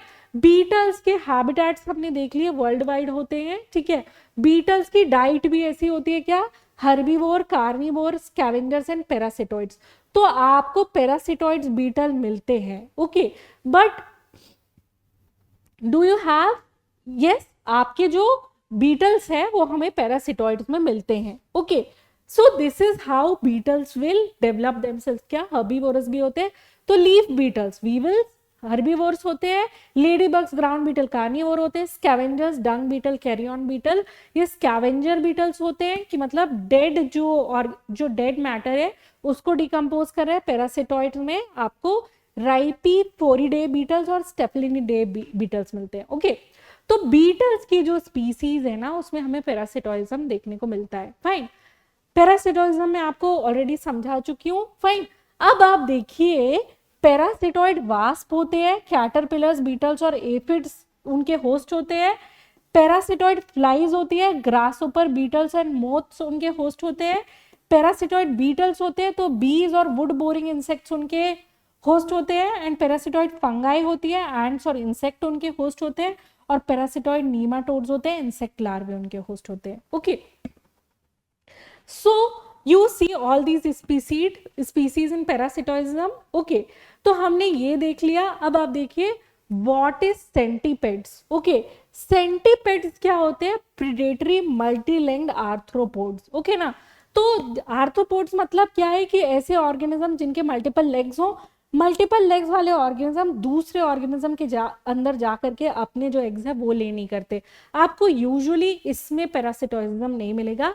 यहाँ पे आपको कार्निवोरस ये मिलेंगे. They are generalist predator. Okay, तो जब भी आप सेंटीपेड्स पढ़ रहे हैं थोड़ा पढ़ लीजिए, बिकॉज ये जो ऑप्शंस हैं ये क्वेश्चंस के फॉर्म में आ जाते हैं दूसरे साल में. ओके, बिकॉज एक्चुअली क्या है, ये सारे है तो इनवर्टिब्रेट, और इनवर्टिब्रेट का आप क्लासिफिकेशन चाहे स्पीसीज के फॉर्म में पढ़ लीजिए, चाहे आप ये ऑप्शंस एनालाइज कर लीजिए, बात एक ही है. You can gate questions from here. Okay, so this is the thing. चलिए, और स्पेशल बात अगर हम सेंटीपेड्स के बारे में देखें तो ये नॉक्टर्नल होते हैं. Okay, because they want to avoid desiccation, that is water loss. Moisture content की बात करें, इन्हें ह्यूमिड एनवायरनमेंट चाहिए होता है क्योंकि इनके ऊपर कोई वैक्सी एक्सोस्केलेटन नहीं होता. आर्थ्रोपोड्स जो होते हैं वो यूजुअली विनोमिनस होते हैं या फिर वो बरोइंग बिहेवियर शो करते हैं. फाइन, तो ये क्या है बेसिकली आपके सेंटीपेड. सेंटीपेड में आपको पैरासिटोइडिज्म नहीं देखने को मिलेगा. तो हमने देख लिया फ्लाइज में मिला, सेंटीपेड्स में नहीं मिला, बीटल्स में मिला. Okay, you can solve that kind of question.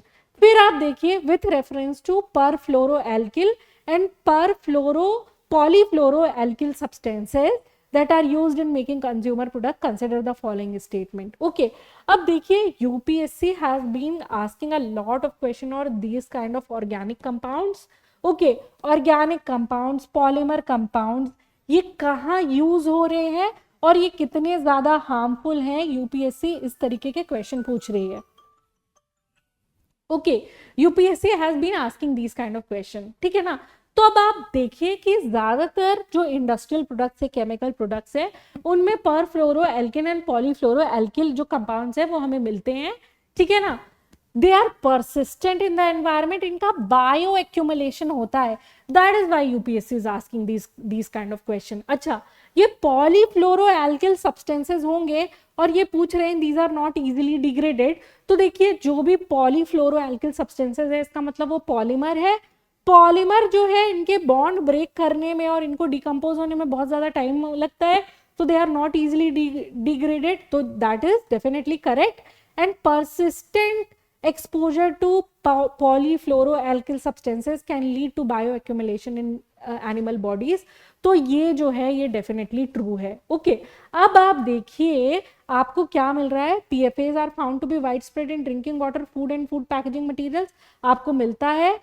And then second and third statement are true. We have already seen this. Okay, so these kind of compounds are always in news. Fine. अब देखिए actually इसमें important चीज क्या है कि ज्यादातर consumer products में हमको देखने को मिलते हैं, फूड पैकेजिंग में देखने को मिलते हैं. ठीक है, इंडस्ट्रियल एप्लीकेशन भी बहुत सारे हैं, मेडिकल और मिलिट्री एप्लीकेशन भी बहुत सारे हैं, है ना. Water resistant, medical, textile, aerospace industry सभी में देखने को मिलते हैं. फॉरएवर केमिकल्स ये कहलाते हैं. ये पूछा इसलिए गया है क्योंकि ये फॉरएवर केमिकल्स कहलाते हैं. तो फॉरएवर केमिकल्स का क्या मतलब होता है कि they are highly resistant to degradation. ठीक है, वो सॉइल में, वाटर में, एयर में परसिस्ट करेंगे for decades in all three mediums. They will accumulate in human and animal bodies. Okay, they will accumulate in human and animal bodies. Environmental health क्या है कि ये कंटामिनेट करेंगे ड्रिंकिंग वाटर सप्लाईज को भी. इनका बायो एक्यूमुलेशन, इनका bio magnification होगा. हेल्थ रिस्क क्या है इनसे? कैंसर की, हार्मोन डिस्ट्रप्शन की, वीकेंड इम्यून रिस्पॉन्स की, and developmental effects in infant and children. तो ये सारी चीजें हमें देखने को मिलती है. इंपॉर्टेंस है इसलिए पूछा गया है. Fine, so now let us see कि और ऐसे कौन से कंज्यूमर प्रोडक्ट्स है, कंज्यूमर सब्सटेंसेस हैं जिनका बायो एक्यूमुलेशन हो सकता है या जो हार्मफुल है बहुत ज्यादा. फाइन, तो अब आप देखो यहाँ पे परफ्लोरो एंड पॉलीफ्लोरोएल्किल सब्सटेंसेस हैं. ओके, तो इनके बारे में तो हम पढ़ ही चुके हैं. आपको मिल कहाँ रहे हैं? नॉन स्टिकिंग कुकवेयर पे, फूड पैकेजिंग पे, परसिस्टेंट है, बायो एक्यूमुलेशन है. पॉलीक्लोरिनेटेड बाइफिनाइल, पीसीबीज इनको कहते हैं. इलेक्ट्रिकल इक्विपमेंट में यूज होते हैं, कूलेंट्स में यूज होते हैं, ये भी परसिस्टेंट है. ठीक है, these are also toxics to wildlife. Then you have dioxins and furans, ठीक है। इंडस्ट्रियल वेस्ट को जब आप बर्न करते हो, उनका इंसिनरेशन करते हो, specially in absence of oxygen, तो आपको डाईऑक्सिन्स और फ्यूरान मिलते हैं। क्लोरीन ब्लीचिंग के टाइम पे ये हमें मिलते हैं, and then they are highly toxic, they are carcinogenic, that means they are cancer causing as well. Brominated flame retardants, already UPSC भी इन पे क्वेश्चन पूछ चुका है। ब्रोमिनेटेड फ्लेम रिटार्डेंट्स ये कहाँ यूज होते हैं, ओके। तो अब देखिए ब्रोमिनेटेड फ्लेम रिटार्डेंट बेसिकली आपके जो इलेक्ट्रॉनिक्स है उनकी पैकेजिंग में यूज होते हैं, ताकि आपकी जो पैकेजिंग है वो टेम्परेचर बढ़े तो उसमें फायर ना लगे, ओके। तो ब्रोमिनेटेड फ्लेम रिटार्डेंट्स आपको इलेक्ट्रॉनिक्स और फर्नीचर टेक्सटाइल्स में देखने को मिलते हैं। They also bioaccumulate and they are also endocrine disruptors, fine. Then you have organophosphate compounds, ठीक है। इसमें क्या आता है, मेलाथियोन और chlorpyrifos, they are pesticide, they are nerve agent, they are neurotoxics, ठीक है। ये पूछ ले यूपीएससी, आपने ये भी पढ़ लिया। Then they are phthalates, phthalates किस में यूज होते हैं, प्लास्टिक में, कॉस्मेटिक्स में एंड मेडिकल डिवाइसेस में। आप आगे देखोगे यूपीएससी ने प्रीवियस ईयर में क्वेश्चन पूछा ही हुआ है कि टेरेथैलेट्स जो होते हैं वो कहाँ पे यूज होते हैं, वो कितने टॉक्सिक होते हैं। तो आप देखो एक टेबल है हमारी, ओके। आपको 3 चीजें मिल जाएंगी, इतना आपको कॉम्पैक्ट करके एक जगह कहीं पे भी नहीं मिलेगा, ठीक है ना, कि this also came in UPSC, this also came in UPSC and this also came in UPSC, okay. तो ये सारी चीजें आपको यहाँ पे मिल जा रही हैं, फाइन।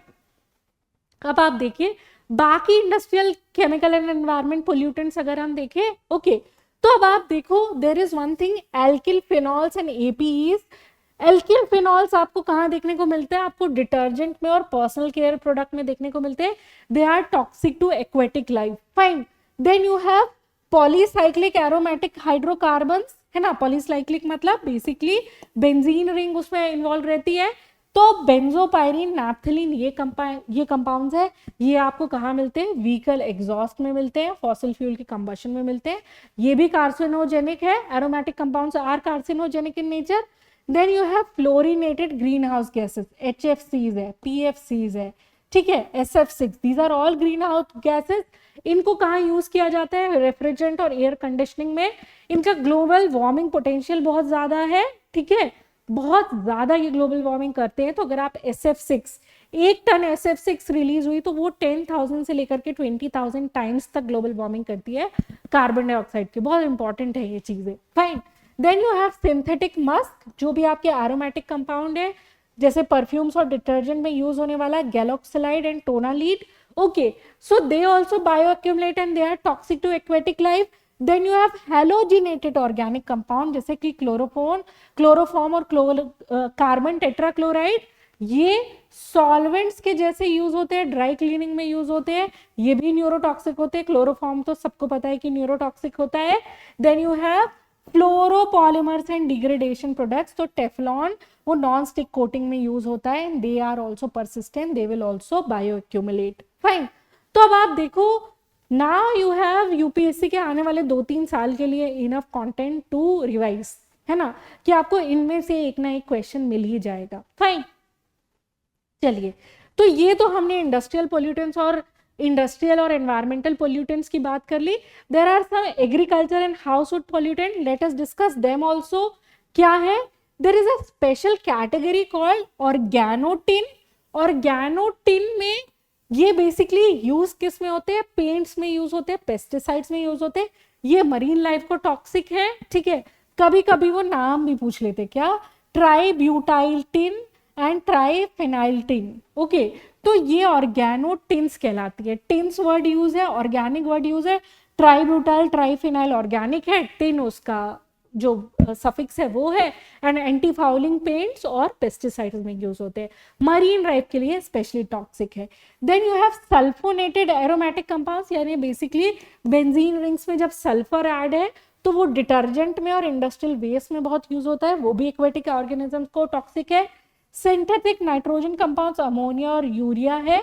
ये अमोनियम नाइट्रेट और यूरिया ये बेसिकली फर्टिलाइजर्स या एक्सप्लोजिव में यूज होते हैं, ये यूट्रोफिकेशन क्रॉस कराते हैं। Then you have siloxanes. Siloxanes जो क्या है, D4 D5 नाम से फेमस है। ये आपको पर्सनल केयर प्रोडक्ट्स में मिल जाएंगे और लुब्रिकेंट्स में मिल जाएंगे. Okay, so this is a little bit different. ये एक्वाटिक टॉक्सिसिटी ये भी कॉज करते हैं. Then you have perchlorate, ammonium perchlorate, sodium perchlorate, ये है रॉकेट प्रोपेलेंट. ठीक है, ये है रॉकेट प्रोपेलेंट और एक्सप्लोजिव. आपको कहाँ मिलेंगे? थायराइड का डिस्ट्रप्शन करेंगे ये. ठीक है, आपका ग्राउंड वाटर का कंटामिनेशन करेंगे, ये इनका स्पेशल इफेक्ट है. आर्टिफिशियल स्वीटनर्स आपको पता है क्या? एसल्फेम, सुक्रोलोज, ये आर्टिफिशियल स्वीटनर्स है. ये वेस्ट वाटर में काफी टाइम तक परसिस्टेंट रहते हैं, इसलिए ये भी पोल्यूटेंट्स बन जाते हैं. Okay, and then you have toxic waste and pharmaceutical. Fine, I know this is a lot, but अगर आप एक बार नेम देख लो और अगर आप 2-3 बार इनको रिवाइज कर लो, you can get a lot of your question correct. Fine, तो अब क्या है? Quaternary ammonium compound. फाइन, ये आपको किस में मिलेंगे? डिसइंफेक्टेड एंड शैम्पूज में मिलते हैं. क्वाटरनेरी अमोनियम कंपाउंड डिसइंफेक्टेड और शैम्पूज में मिलते हैं. एंटी माइक्रोबियल रेजिस्टेंस इनसे डेवलप होता है and they are toxic to aquatic life as well. You have polyvinyl chloride and phthalate additives. Phthalate के बारे में यूपीएससी ऑलरेडी क्वेश्चन पूछ चुकी है. प्लास्टिक पाइप्स में मिलते हैं, मेडिकल डिवाइसेस में मिलते हैं, माइक्रोप्लास्टिक को रिलीज कर लेते हैं and they are endocrine disruptors as well. Then you have organophosphorus flame retardants. Okay, ये आपको कहाँ मिलते हैं? फर्नीचर और इलेक्ट्रॉनिक्स में. ये तो ब्रोमिनेटेड फ्लेम रिटार्डेंट्स हो गए और ऑर्गेनो फॉस्फेट्स फ्लेम रिटार्डेंट्स हो गए. Fine, then you have naphthenic acid. Naphthenic acid is used in oil sand processing. ठीक है, और ये लॉन्ग टर्म वाटर कंटामिनेशन करता है. सिंथेटिक हार्मोन्स एंड फार्मास्यूटिकल्स, तो डाइक्लोफिनैक है. आपको पता है कि डाइक्लोफिनैक जो है वो ऑलरेडी जो कार्कस है, जो बेसिकली कार्कस वल्चर सीड करते थे, उसकी वजह से वल्चर की पॉपुलेशन क्रिटिकली एंडेंजर्ड में पहुंच गई. Fine, so this is the thing. Then you have cyanide compounds, hydrogen cyanide and sodium cyanide. Gold mining और इलेक्ट्रोप्लेटिंग में साइनाइड यूज होता है. ओके, ऑलरेडी उन्होंने पूछा है. मरकरी गोल्ड माइनिंग में यूज होता है, वो ऑलरेडी पूछ चुके हैं. साइनाइड गोल्ड माइनिंग में यूज होता है. Now this is the next question to come. तो जब हम ये टेबल्स पढ़ रहे हैं तो we are predicting question. Okay, and this is highly toxic and this will cause rapid poisoning. Then you have artificial dyes and textile chemicals. तो इसमें एजो डाइज और डिस्पर्स ब्लू है, ये टेक्सटाइल और पेपर इंडस्ट्री में use होता है, ये भी कार्सिनोजेनिक है. तो आपके पास एक बार ये सारी इंफॉर्मेशन आ गई. ठीक है, now you can definitely make a guess work in the examination. Earlier भी यूपीएससी ने 2021 में ट्राइक्लोसैन पूछा हुआ था. अगर आप अपने टूथपेस्ट देखें तो आपको वहां पे पता चलेगा उसमें ट्राइक्लोसैन, फॉर्मलिन है ना, ये सब फ्री दिखाता है. क्यों? क्योंकि अगर ये सब है तो ये पोल्यूटेंट्स है. तो अगर कोई टूथपेस्ट आपको बता रहा है कि ट्राइक्लोसैन फ्री है, ठीक है, तो इसका मतलब ये है कि उसमें ट्राइक्लोसैन यूज होता होगा, उसको हटाया गया है. This is a very good quality. अब यूपीएससी ने पूछा कि ट्राइक्लोसैन किस में यूज होता है, टॉयलेटरीज उसमें एक ऑप्शन था, आप आंसर लगा सकते हो. तो अगर आप अपने प्रोडक्ट्स को भी थोड़ा बहुत देख रहे हो ना, वहां से भी आप बहुत सारे क्वेश्चन कर सकते हो. Okay, because UPSC is asking question from there only कि आपको जनरल अवेयरनेस होनी चाहिए कि आपके प्रोडक्ट्स का केमिकल कॉम्पोजिशन क्या है, वो जो केमिकल कॉम्पोजिशन है उसमें कौन सा है जो एनवायरमेंट को बहुत ज्यादा हार्म पहुंचा रहा है और कौन सा है जो आपको बहुत ज्यादा हार्म पहुंचा सकता है. Okay, so this is how you do UPSC की question, this is how you predict UPSC की क्वेश्चन. फाइन, चलिए, now for triclosan I have already told you, ये वाटर में परसिस्टेंट रहते हैं, ये एक्वेटिक इकोसिस्टम्स को डिस्टर्ब करते हैं. Then there are parabens as ban, तो कॉस्मेटिक्स और फार्मास्यूटिकल्स में हमें देखने को मिलेंगे. शैम्पूज, लोशंस और सनस्क्रीन, ये एंडोक्राइन डिस्टर्बर्स है. Fine, and then obviously you have phenols and bisphenols. जिस साल यूपीएससी ने ट्राइक्लोसैन पे क्वेश्चन पूछा, बिस्फिनॉल पे भी क्वेश्चन पूछा. अब सारे ही पोल्यूटेंट से क्वेश्चन पूछ रहा है. हम ऑब्वियसली यूपीएससी के जितने भी पास्ट ईयर क्वेश्चन है आप जा करके देखिए, उसमें से हम अभी एक क्वेश्चन डिस्कस कर रहे हैं, उसका जो एनालिसिस कर रहे हैं वहां से हमें 5-6 क्वेश्चन मिल जा रहे हैं. तो बिस्फिनॉल के बारे में देखते हैं. UPSC has already asked bisphenol A, bisphenol S. Plastic bottle में मिलता है, फूड कंटेनर्स में मिलता है, इपॉक्सी रेजन्स में मिलता है. एंडोक्राइन डिस्ट्रप्शन है, it leach into food and water and it is linked to reproductive issues. Fine. And then you have perfluorinated and polyfluorinated compounds, ये इनसे तो हमने चालू ही किया था, ये नॉन स्टिक कुकवेयर और water resistant fabrics fire fighting foams में भी मिलते हैं। सो नाउ यू नो कि जितने भी पोल्यूटेंट्स है आपके पास एक कॉम्प्रिहेंसिव नॉलेज है, you can revise it, fine. उसके बाद सिंथेटिक फ्रैगनेंट्स और थैलेट्स के बारे में हमने ऑलरेडी डिस्कस कर लिया है।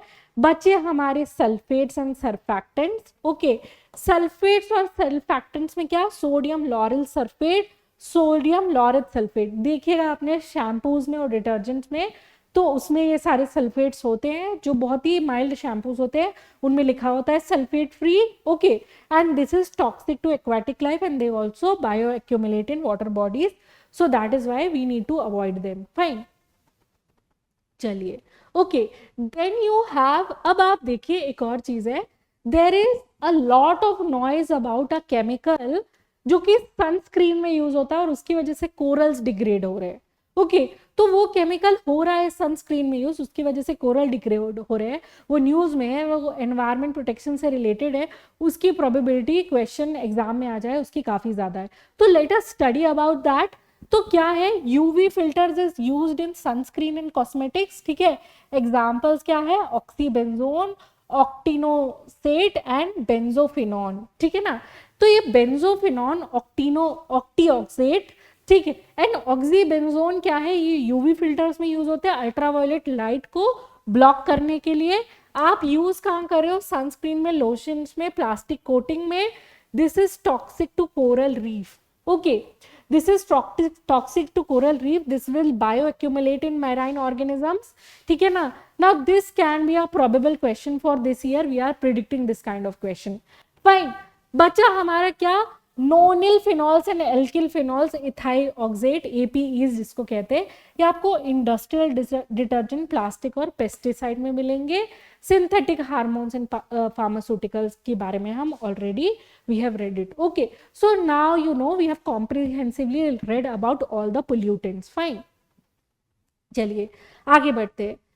Now the question is asked, one of the following region has the world's largest tropical peatland which holds about 3 years worth of global carbon emissions from fossil fuels and the possible disruption of which can exert detrimental effect on the global climate। कि अगर देखिए ये peatland destroy हो जाए, यहाँ का carbon fixation जो है वो खत्म हो जाए, तो देखिए 3 ईयर की कार्बन डाइऑक्साइड एमिशन की एक ही बार में रिलीज हो जाएगी। ओके, तो which of the following denotes that region? That is obviously Congo Basin। Okay, अब देखिए कॉन्गो बेसिन में जो वर्ल्ड का लार्जेस्ट पीटलैंड है वो है, okay, it is the largest tropical peatland. अच्छा, पीटलैंड आपको ट्रॉपिकल एरिया में भी मिलेंगे and you will find them in higher latitudes as well, लेकिन कॉन्गो का ट्रॉपिकल पीटलैंड है and it is the largest tropic peatland in the tropical area. तो ये पीटलैंड कौन सा है, क्यूबिट सेंट्रल पीटलैंड। ओके, इसका कार्बन स्टोरेज 30 बिलियन टन है। थ्रेड्स इसको किससे, ऑयल एक्सप्लोरेशन से, लॉगिंग से और एग्रीकल्चर से, बिकॉज एग्रीकल्चर के लिए लैंड रिक्लेम करी जा रही है, तो पीटलैंड जो है वो डिस्ट्रॉय किया जा रहा है। Okay, and you will have one of the most carbon intensive systems होते हैं पीटलैंड। ओके, और आपको कई जगह बड़े बड़े पीटलैंड्स देखने के लिए मिलेंगे। सो लेट्स सी कि कौन से है वो वाले peatlands. So you have Sumatra and Bornean peatland, इनका एरिया आप देखिए it is even more than this peatland. Okay, carbon storage is 60 billion ton and this is one of the most carbon dense ecosystem and यहीं पे आपको ओरांगोटैंस के घर मिलते हैं। यहाँ पे थ्रेट क्या है, पाम ऑयल प्लांटेशन का, डिफॉरेस्टेशन का और वाइल्ड फायर्स का। ओके, तो सुमात्रा और बोर्नियो की जो पीटलैंड्स हैं उनकी ये दिक्कतें हैं।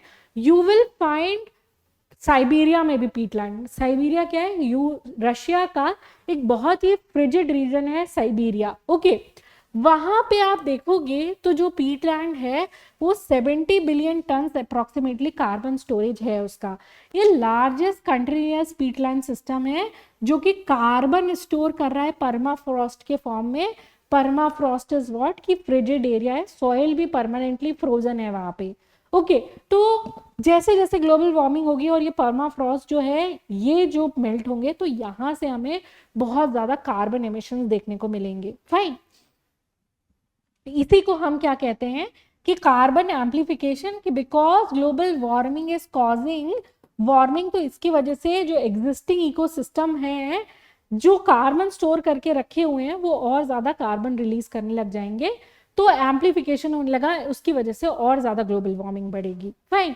And then you have Hudson Bay lowland. Okay, तो ये कनाडा नॉर्थ अमेरिका में है, ये भी एक वास्ट बोरियल पीटलैंड है, ये काफी ज्यादा माइग्रेटरी बर्ड को सपोर्ट करती है। इनके लिए थ्रेट क्या है? माइनिंग है, हाइड्रो इलेक्ट्रिक प्रोजेक्ट्स है, and climate change as well. Okay, and then you have आपको अमेज़न बेसिन में, बोलीविया में भी पीटलैंड मिल जाएगी। अमेज़न की लार्जेस्ट पीटलैंड आपको मिलेगी लानोस डी मॉक्सोस पीटलैंड में, है ना। एंड ये जो अमेज़न की पीटलैंड है, ये फ्लड रेगुलेशन के लिए बहुत ज़्यादा ज़रूरी है। अमेज़न का जो फॉरेस्ट है वो क्यों क्लियर किया जा रहा है? वो कैटल रंचिंग एक्टिविटीज़ के लिए क्लियर किया जा रहा है। क्यों? बीफ प्रोडक्शन, बीफ एक्सपोर्ट के लिए अमेज़न के फॉरेस्ट को क्लियर करके वहां पे रैंच बनाए जा रहे हैं। Okay, so there in America, in USA and central America, वो रैंचेस बड़े बड़े बनाते हैं, वहीं पे कैटल को रियर करते हैं, and then they will export their meat. Okay, so because of that, इसलिए कहा जाता है कि if you are becoming vegan, okay, तो कैटल रियरिंग नहीं होगी, तो it will contribute a lot to contain the global warming. ये एक बहुत ही अच्छा मिटिगेशन मेजर है। Fine. And then you have flow country peatland, and वो आपको स्कॉटलैंड, यूके और यूरोप में मिलेगी। ये यूरोप की लार्जेस्ट पीटलैंड है, बट उतना कार्बन पोटेंशियल नहीं है जितना हमने पहले देखा। फाइन। अब देखिए क्वेश्चन क्या पूछा है, India does not import Apple from the United states of America. Okay, तो इंडिया ऑब्वियसली इंपोर्ट करता है apple from the United states of America, and then the statement is given, in India the law prohibits the import of genetically modified food without the approval of competent authority. Okay, अब आप देखिए PIB ने क्या दिया हुआ है, as per the policy import of GM food requires prior approval of GEAC. Okay, अब ये जेनेटिक इंजीनियरिंग अप्रूवल कमिटी जो है, इसके फंक्शंस क्या है, इस पे आज क्वेश्चन पूछा गया है एप्पल के केस में। इसके पहले आप देखोगे कि जेनेटिक इंजीनियर अप्रूवल कमेटी किस एक्ट के थ्रू बनी है, उसका ऑलरेडी क्वेश्चन पूछा गया है। ठीक है, जेनेटिकली मॉडिफाइड फूड्स के लिए अगर ट्रायल्स के लिए भी अप्रूवल चाहिए तो कहाँ से चाहिए? वो GAAC है। ओके, तो GAAC has been in use for UPSC for the longest of the time, and इस पे अगर आप और रिसर्च करोगे तो आपको डेफिनेटली ये चीज मिल जाएगी। Obviously statement 2 is correct, but obviously statement 1 का ये करेक्ट एक्सप्लेनेशन भी नहीं है, और इंडिया इंपोर्ट करता है एप्पल फ्रॉम द अमेरिका, तो statement 1 is incorrect but statement 2 is correct. So that is the thing. ये क्वेश्चन आप देखोगे it is easy because America के एप्पल्स जो हैं वो फेमस हैं, and then we can definitely. ठीक है, फिर आप देखिए removal of additional retaliatory duties for import of US apples, PIB में ही दिया हुआ है ना, क्या कि इंडिया पहले रिटेलिएटरी ड्यूटीज लगा रहा था, रिटेलिएशन कर रहा था, यूएस ने हमारे ऊपर कुछ ड्यूटीज लगाई होंगी, उसके रिटेलिएशन में हमने यूएस के जो एप्पल इंपोर्ट्स है उस पर ड्यूटीज लगाई हुई थी। ठीक है, तो MFN duty of 50% continues to be applicable on US apples, as only additional 20% duty to be removed. Apple from the US to compete on level playing field with other countries. अब आपको देखिए इसमें क्या क्या मिल रहा है कि हमने यूएस से जो एप्पल इंपोर्ट है उस पर रिटेलिएटरी ड्यूटी लगाई थी, एक चीज। दूसरी चीज क्या है कि मोस्ट फेवर्ड नेशन स्टेटस है, 50% continues to be applicable on US apple, यानी 50% ड्यूटी लगाते हैं। अगर इतनी सारी ड्यूटीज लगा रहे हैं तो डेफिनेटली इंपोर्ट करते होंगे, इसलिए लगा रहे हैं। तो ये चीजें न्यूज में रहती हैं, ये आराम से हम कर सकते हैं इस तरीके के क्वेश्चन। ओके, तो एनवायरमेंट के क्वेश्चन देखिए बहुत ज्यादा करंट अफेयर्स पे डिपेंड करते हैं। Okay, now you see this question, marsupials are not naturally found in India. Okay, marsupials are definitely not naturally found in India. Marsupials can thrive only in montane grassland with no predators. ठीक है, तो ऐसा भी कुछ नहीं है, ठीक है ना, कि मार्सुपियल सिर्फ मॉन्टेन ग्रासलैंड में होते हैं। मार्सुपियल डिफरेंट टाइप के हैबिटेट में होते हैं। बस इतना है कि मार्सुपियल्स इंडिया में नहीं मिलते हैं, ऑस्ट्रेलिया में मिलते हैं, कुछ मार्सुपियल्स आपको अमेरिकाज में भी मिल जाएंगे। फाइन, तो मार्सुपियल्स हम देखेंगे, मैमल्स के अंदर ये आते हैं मार्सुपियल्स। ठीक है, अब आप देखिए मार्सुपियल्स को हम देखिए, कंगारूस, कोआलास, वॉम्बैट्स, पॉसम है। ठीक है, तस्मानियन डेवल्स, कोल्स और नमबैट्स, ये भी मार्सुपियल्स हैं। बैंडिक्विड्स एंड बिल्बीज ये भी मार्सुपियल्स हैं, मार्सुपियल मोल्स भी हैं, opossums भी हैं, the only marsupial found in north America वो opossums हैं. And then you have Monito del Monte, a small marsupial from South America. Okay, so just try to have a basic understanding कि कौन कौन से animals marsupial है. So you have kangaroo, koalas, wombat and possums. And opossums आप देखिए सिर्फ एक marsupial जो कि नॉर्थ अमेरिका में मिलता है, साउथ अमेरिका में आपको मोनिटो डेल मॉन्टे मिलेगा. And then you have marsupial moles, rat like animals, okay, bandicoots and wildebeest and Tasmanian devils, squirrels and numbats, ये सारे marsupials हैं. okay, चलिए आगे बढ़ते हैं. फाइन. ओके, एंड अब आप देखिए कि अगर हम देखें, हमने इतने सारे मार्सुपियल्स के नेम देखे. टेम्परेट एंड रेन फॉरेस्ट में आपको कोआलास मिलेंगे, मोनिटो डेल मोंटो, पॉसम्स एंड ग्लाइडर्स, ये सारे मार्सुपियल्स मिल जाएंगे. ठीक है, तो ये वाले जो मार्सुपियल्स है ये आर्बोरियल है, ट्री पे ये रिसाइड करते हैं. ऑस्ट्रेलिया में यूकेलिप्टस फॉरेस्ट पे और साउथ अमेरिका में वॉल्डिवियन रेन फॉरेस्ट में आपको ये सारे मार्सुपियल्स मिलेंगे. Fine. And then tropical forest में अगर आप देखें sugar glider, cuscus tree and tree kangaroos ये भी आपको देखने को मिलेंगे. ग्रासलैंड एंड ओपन वुडलैंड्स में आप देखें कंगारूज एंड वॉलबीज एंड वोम्बैट्स ये आपको ऑस्ट्रेलियन ग्रासलैंड में मिलेंगे.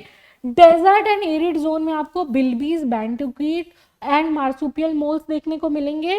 वेटलैंड्स एंड स्वैम्प्स में आपको वाटर opossums देखने को मिलेंगे. And urban and human modified environment में आपको opossums, ब्रश टेल possums देखने को मिलेंगे. आपको Australia, north and south America में भी मिल जाएंगे. Okay, so this is all about marsupials. Species भी पूछ सकता है, आज तो सिर्फ ये पूछा है, अब स्पीसीज पूछ लेगा.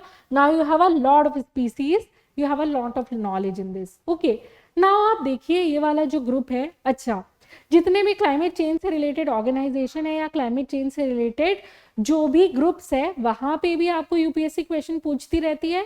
अब आप इसमें देखिए क्या क्वेश्चन पूछा हुआ है. Invasive species specialist group. Okay, invasive species specialist group develops global invasive database belongs to which one of the following organization. okay, तो ये invasive species specialist group basically क्या है कि to prevent the and manage the impact of invasive alien species. ठीक है, okay, तो अब क्या है इसमें होता क्या है कि ये मेंटेन करता है global invasive species database. Okay, कि दुनिया भर में कौन सी ऐसी स्पीसीज हैं जो इन्वेसिव स्पीसीज बन करके दूसरे इकोसिस्टम में जा करके जो नेटिव स्पीसीज है उनसे compete करके उनको एलिमिनेट कर रही हैं, उसके बारे में है. अब एक्चुअली ये वाला जो ऑर्गेनाइजेशन है, ये वाला जो इन्वेसिव स्पीसीज स्पेशलिस्ट ग्रुप है, ओके, ये है किस ऑर्गेनाइजेशन का. फाइन, तो आपको दिखेगा IUCN का है ये. ठीक है, IUCN के बहुत सारे इनिशिएटिव्स हैं, उसमें ये आपका इन्वेसिव स्पीसीज स्पेशलिस्ट ग्रुप भी आता है. IUCN के बाकी इनिशिएटिव्स पे भी यूपीएससी क्वेश्चन पूछता रहता है, जैसे कि IUCN red list of threatened species है, वो स्पीसीज कंजर्वेशन के लिए है. IUCN green list of protected areas है, ये प्रोटेक्टेड एरिया मैनेजमेंट के लिए है. Invasive species specialist group invasive species control के लिए है. काम क्या है, ग्लोबल इन्वेसिव स्पीसीज का डेटाबेस रखना. Then you have Bonn challenge, forest land के रिस्टोरेशन का, ये भी IUCN का है. ठीक है, देन यू हैव की बायोडाइवर्सिटी एरिया प्रोग्राम जो बायोडाइवर्सिटी कंजर्वेशन के लिए है, ये भी IUCN का है. And it identifies ecologically significant areas needing protection. And then business and biodiversity program, corporates को इन्वॉल्व करके बायोडाइवर्सिटी को इंक्रीज करना, बायोडाइवर्सिटी की सस्टेनेबिलिटी इंक्रीज करना, एक ये भी प्रोग्राम है IUCN के अंदर. सेव अवर स्पीसीज इनिशिएटिव, ये एंडेंजर्ड स्पीसीज प्रोटेक्शन प्रोग्राम है. तो क्रिटिकली एंडेंजर्ड स्पीसीज के लिए जो प्रोजेक्ट्स होते हैं वो इसके थ्रू फंड किए जाते हैं. And then you have IUCN marine and polar program. Okay, ocean and polar conservation पे है. इसका एक गोल है 30x30 गोल कि 30% ऑफ द ओशियन हम 2030 तक क्या कर लेंगे, प्रोटेक्ट कर लेंगे. अब आप देखिए IUCN के जितने भी इनिशिएटिव से अगर और क्वेश्चंस आ गए तो देखिए रेड लिस्ट और ग्रीन लिस्ट से नहीं आएगा क्योंकि उसके नाम के अंदर, नाम के ऊपर IUCN लिखा हुआ है, उसके अंदर से कुछ आ सकता है. Then invasive species specialist group, नाम देख करके पता नहीं चलता कि किसका होगा।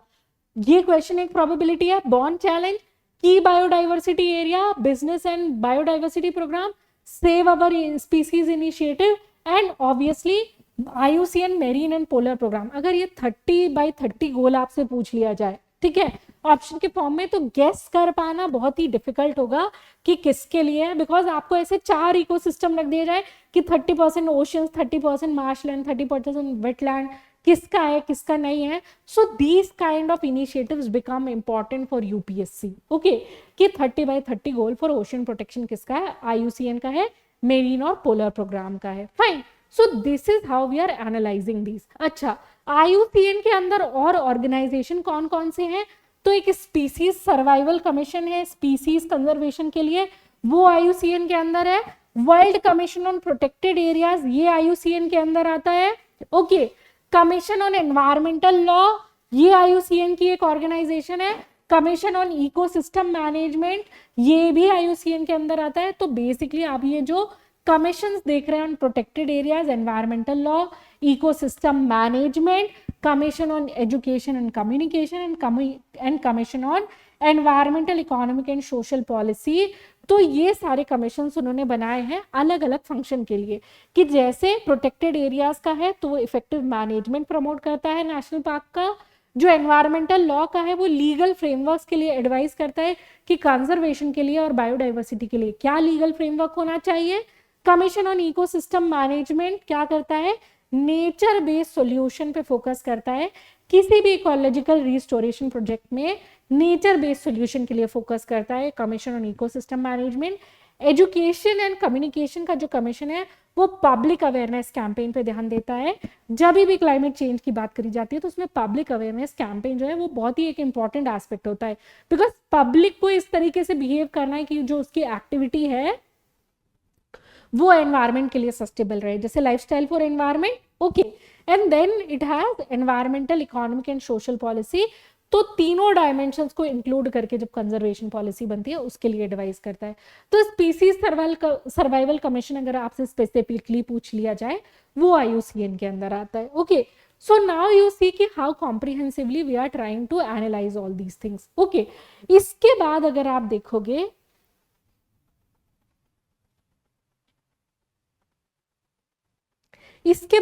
देखोगे मेजर कॉन्ट्रीब्यूशंस हम देखें स्पीसीज सर्वाइवल कमीशन का, ठीक है, तो देखिए कई सारे कॉन्ट्रीब्यूशंस है स्पीसीज सर्वाइवल कमीशन के। कि वैसे तो इन्वेसिव स्पीसीज कंट्रोल के लिए काम करता है, ह्यूमन वाइल्ड लाइफ कॉन्फ्लिक्ट के लिए करता है, कंजर्वेशन एक्शन और प्लानिंग के लिए करता है। बट अगर आप देखोगे कुछ स्पेशलिस्ट ग्रुप है ये स्पीसीज सर्वाइवल कमीशन के अंदर। ओके, उसमें से कौन से आते हैं, इन्वेसिव स्पीसीज स्पेशलिस्ट ग्रुप। तो IUCN के अंदर जो स्पीसीज सर्वाइवल कमीशन है उसी के अंदर का प्रोग्राम है invasive species specialist group, primate specialist group, gorilla, chimpanzee, lemurs को कंजर्व करने के लिए, amphibian specialist group, frog, salamanders और उनके हैबिटेट्स को कंजर्व करने के लिए, मेरीन टर्टल स्पेशलिस्ट ग्रुप, ठीक है, सी टर्टल्स को कंजर्व करने के लिए, and big cat specialist group like lion, tigers और लेपर्ड्स और जैगुआर्स। ओके, तो ये सारे किसके अंदर आते हैं, स्पीसीज सर्वाइवल कमीशन के अंदर। और स्पीसीज सर्वाइवल कमीशन किसके अंदर आती है, IUCN के अंदर। So in this video we have seen a lot of knowledge. हमने इतना एनालिसिस कर लिया, आपको कई सारे आगे के क्वेश्चंस भी बन जाएंगे यूपीएससी के पास्ट ईयर के। ओके, एंड इसके साथ ही we have like got a lot of knowledge, but हम इसको कंटिन्यू करेंगे in the next video. Will do all the other left questions from environment. So we'll conclude this video here. Come back for the next video. All the best for your prelims.